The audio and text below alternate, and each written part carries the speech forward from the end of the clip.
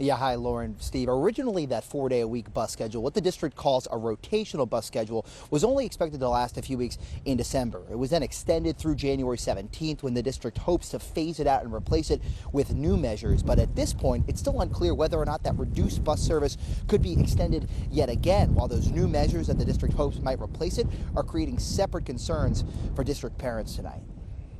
It's not a question of the policy, it's how is the policy implemented. Rafe Mazur's son Theo is a fourth grader at E.K. Poe Elementary, one of the 21 elementary schools in Durham that will soon have a parental responsibility zone, an area within a 1.5-mile radius of the school that won't have bus service. But Rafe has some real concerns about that plan. This intersection, even with the zebra stripes, people really do not stop for kids. Rafe says Theo walks to E.K. Poe every morning, a short trip that takes him across the intersection of Broad and Knox Streets. While there's a crossing guard for Poe on 9th Street, there's just a crosswalk at Broad and Knox, and Rafe says it's led to some frighteningly close calls. The other day, my son waited patiently, and he got a signal from a car. They stopped, and he was crossing, and car behind the stopped car swerved around to go past them. It's concerns like those that are top of mind as the Durham School Board mulls its rollout of those 21 new parental responsibility zones set to take effect on January 21st,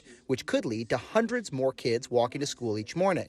That policy, in addition to express bus stops at 3 schools, establishing strategic stops at DPS locations as opposed to a school or neighborhood, are meant to offset the burden caused by the district's bus driver shortage and help them provide 5-day-a-week bus service to students again. We're turning over every stone we can possibly turn over to meet the needs here. This is priority one for Durham Public Schools.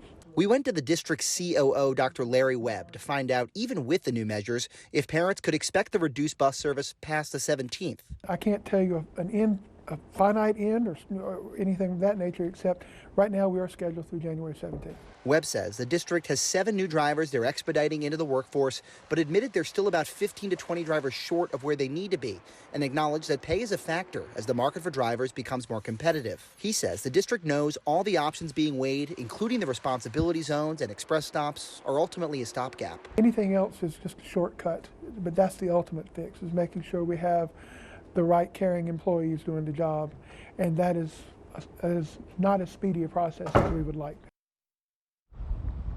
And it's unclear how long these 2 new measures that were approved last month that are set to go into effect on the 21st would last long term. Meanwhile, the safety issue, the thought of potentially hundreds more kids walking to school each morning, that issue was brought up several times at tonight's safety meeting. The district said that they will consider that. They have opened up a survey for parents, students, and staff here that they can weigh in on and provide their feedback on these issues. They said that that will be presented publicly at their scheduled meeting on Thursday, when a vote could take place on the bus schedule moving forward. We're live in Durham. Sean Coffey, ABC 11 Eyewitness News.